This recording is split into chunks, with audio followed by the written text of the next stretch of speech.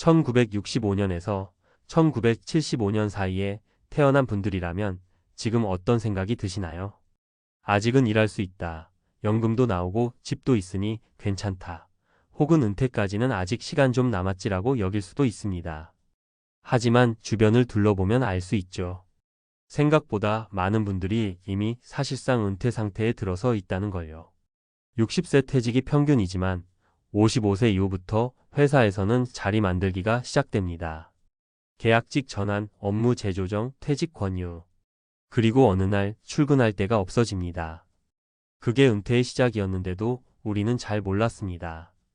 왜냐하면 그 순간이 준비되지 않은 은퇴였기 때문입니다. 이 글은 이제 막 50대 후반 60대 초반을 지나고 있는 6575년생분들에게 꼭 필요한 이야기입니다. 지금 이 시점에서 어떤 준비를 해야 앞으로의 2030년 노후가 견딜 만한 시간이 아니라 살만 나는 시간이 될 수 있을지 사례를 통해 구체적으로 알려드릴게요. 은퇴는 공식 통보가 없다. 조용히 찾아오는 일의 마지막 날. 많은 분들이 나는 정년까지 일할 거야 라고 말하지만 실제로 정년까지 일하는 비율은 매우 낮습니다. 고용노동부 통계에 따르면 대기업 퇴직 평균 나이는 52.6세, 중소기업은 49세 수준입니다. 그리고 그 이유는 반강제적인 일시정지 상태로 진입하게 되죠. 대부분은 이렇게 말합니다. 한 12년 쉬고 나중에 무언가 해보려고요.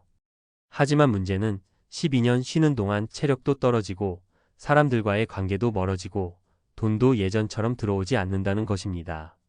이게 쌓이면 더 이상 일하고 싶어도 할 수 없는 상황이 됩니다. 그럼에도 많은 분들이 아직 멀었다는 착각 속에 현실을 미뤄둡니다. 그런데 시간은 우리를 기다려주지 않아요. 이제부터는 실제 사례를 통해 그 시간의 흐름이 어떤 결과를 가져오는지 이야기해 볼게요. 사례 1. 68년생 김성우 씨 집은 있는데 생활비가 없어요. 김성우 씨는 68년생으로 58세에 퇴직했습니다.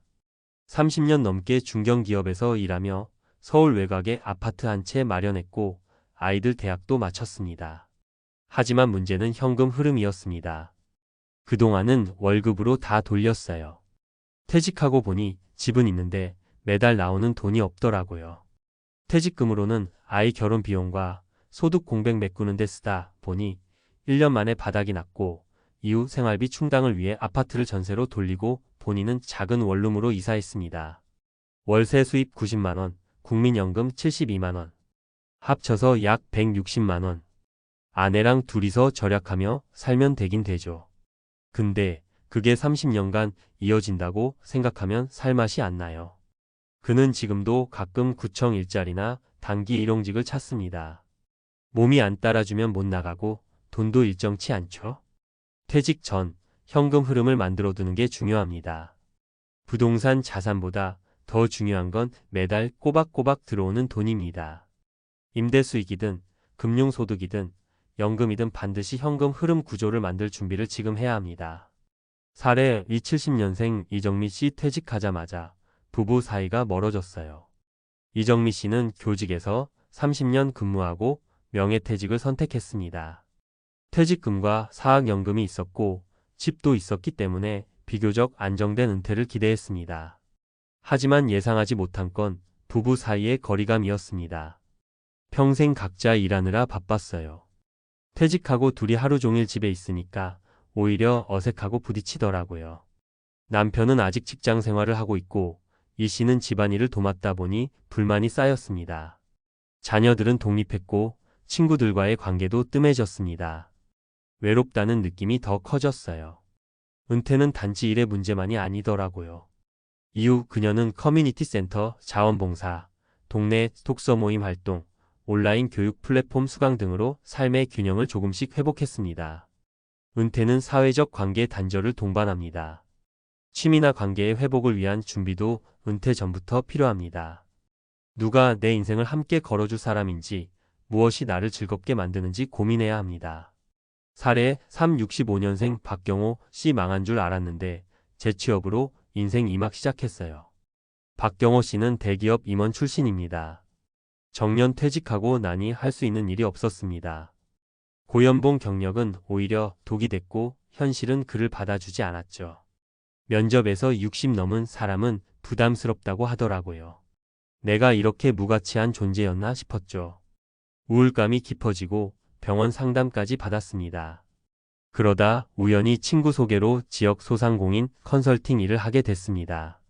그간의 경험을 살려 소기업 사장들의 비용 관리, 세무 정리, 인사 시스템 조언 등을 해주는 일이었죠.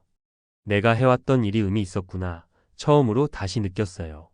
지금은 월 150만 원 정도 수입이 있고 일이 너무 무겁지 않아서 오히려 만족도가 높습니다. 경험이 곧 자산입니다.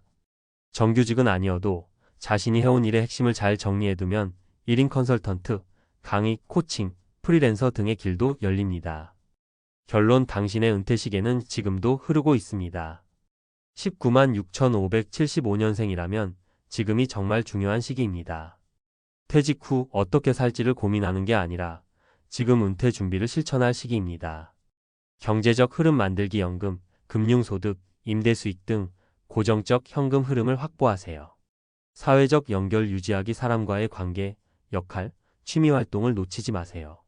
재취업 또는 1인 활동 준비하기 당신의 경험은 아직 충분히 쓸모 있습니다. 지금부터라도 준비하면 늦지 않습니다. 은퇴는 갑자기 오지 않습니다. 다만 우리가 준비하지 않았기 때문에 갑작스럽게 느껴지는 것뿐입니다. 혹시 지금 이런 생각 드시나요? 이 글을 좀 더 일찍 읽었으면 좋았을 텐데. 그렇다면 오늘이 바로 당신의 은퇴 준비일 차입니다. 지금 시작하세요. 전문가 시선으로 본 6575년생의 은퇴 준비 체크리스트. 배경 은퇴 시점은 정해진 연령이 아닌 현실적 상황에 의해 결정됩니다. 한국의 공식 정년은 60세지만 실제 은퇴 연령은 평균 52세 수준입니다. 이는 구조 조정, 연봉 압박, 고용유지 부담 등으로 인해 기업들이 조기 퇴직을 유도하기 때문입니다. 특히 1965만 1975년생은 아래와 같은 특징을 가집니다. 고도 성장기 및 IMF 세대를 모두 경험한 중간 세대. 부모 부양과 자녀 교육을 동시에 부담한 샌드위치 세대. 주택 자산은 있지만 현금 흐름이 부족한 자산 불균형 세대. 국민연금 및 사적연금 가입 기간이 상대적으로 불안정한 전환기 세대. 이들은 퇴직 후 30년 이상을 살아야 하는 첫 세대입니다. 따라서 기존 세대와는 다른 방식의 은퇴 준비가 요구됩니다.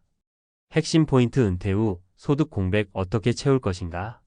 전문가들이 가장 우려하는 것은 자산이 있음에도 불구하고 소득이 끊기는 상황입니다. 문제. 6575년생의 자산 구성은 대부분 부동산 중심입니다. 하지만 매달 생활비를 감당할 현금 유동성은 부족합니다. 국민연금 수령액은 평균 6,070만 원 수준이며 개인연금 가입률은 낮은 편입니다. 해결책. 현금 흐름 중심 자산 포트폴리오 구성. 임대 수익형 부동산 예 오피스텔 상가. 배당 중심 ETF 예 SCHD, HDV 등 미국 배당 ETF. 안정적 채권형 상품과 연금형 보험. 노후소득 3층 체계 점검, 국민연금, 퇴직연금, 개인연금의 균형 확보. 핵심 포인트 은퇴 후 일자리 무엇을 준비해야 하는가?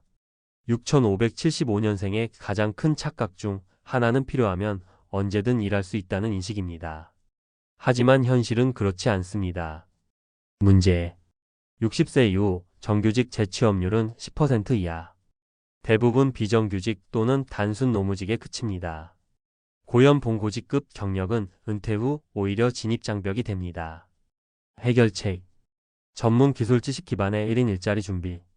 컨설팅, 코칭, 강의, 자격증 기반 서비스 제공 등. 본인의 경험을 상품화한 온라인 강의, 블로그, 유튜브 활동 등. 정부 지자체 재취업 프로그램 활용. 고용노동부 중장년 일자리 희망센터. 중소기업 인력 지원 연계 프로그램. 경력형 일자리 시니어 프로그램. 핵심 포인트 사회적 관계와 일상의 목적, 어떻게 유지할 것인가? 경제적 준비만큼 중요한 것이 바로 사회적 고립 방지와 삶의 의미 부여입니다. 문제. 퇴직 이후 사회적 소속감 상실. 자녀 독립, 배우자와의 갈등 등으로 심리적 우울감 증가. 급격한 관계 단절, 외로움, 건강 악화로 이어지는 은퇴 후 삼중고. 해결책. 정기적 소속감이 생기는 커뮤니티 참여. 은퇴자 협동조합, 봉사활동, 지역 모임. 신체적 루틴 유지. 주 3회 이상 규칙적인 운동, 걷기, 수영, 요가 등. 지적 자극 활동. 평생교육 참여, K-MOOC, 학점은행제, 노인대학 등. 핵심 포인트 의료비와 건강, 은퇴 후 최대 변수. 한국보건의료연구원 조사에 따르면 65세 이후 평균 의료비는 월 33만 원 수준이며 80대 이후로는 그 부담이 2배 이상 증가합니다. 문제. 건강보험료는 소득이 없어도 일정 수준 이상 유지됨. 비급여 항목의 비중이 높고 치매, 중풍 등 장기요양 질환 증가. 병원 중심이 아닌 생활 중심의 건강관리 필요성 증가. 해결책. 치매, 중풍 대비 장기요양보험, 간병보험 가입 여부 점검. 국민건강보험공단의 노인건강검진, 만성질환관리제도 활용. 자가건강관리 루틴. 체중관리, 혈압, 혈당 체크, 식이요법 등. 매일 30분 이상 유산소 주 2회 근력운동. 요약. 6575년생이 꼭 준비해야 할 5가지 분야 준비 과제. 소득연금 외 수익 창출 ETF, 임대, 연금보험. 일자리 1인 전문 활동 기반, 재취업 연계 프로그램 활용. 관계정기적인 커뮤니티 활동, 부부간 소통 회복. 건강생활 중심의 건강 루틴, 치매 대비 보험체계 점검. 마인드. 은퇴 후 30년은 인생 이막이라는 주체적 인식. 마무리 조언. 지금은 은퇴 준비가 아니라 노후 설계의 시작점. 은퇴를 단지 일을 그만두는 것으로 보면 준비할 수 없습니다. 지금부터는 새로운 역할, 새로운 루틴, 새로운 수입 구조를 설계해야 하는 시기입니다. 6575년생에게 은퇴는 이미 시작된 과정입니다. 이제는 단순한 은퇴 자금이 아니라 삶의 균형을 어떻게 맞춰갈지에 대한 전방위적 전략이 필요한 시기입니다.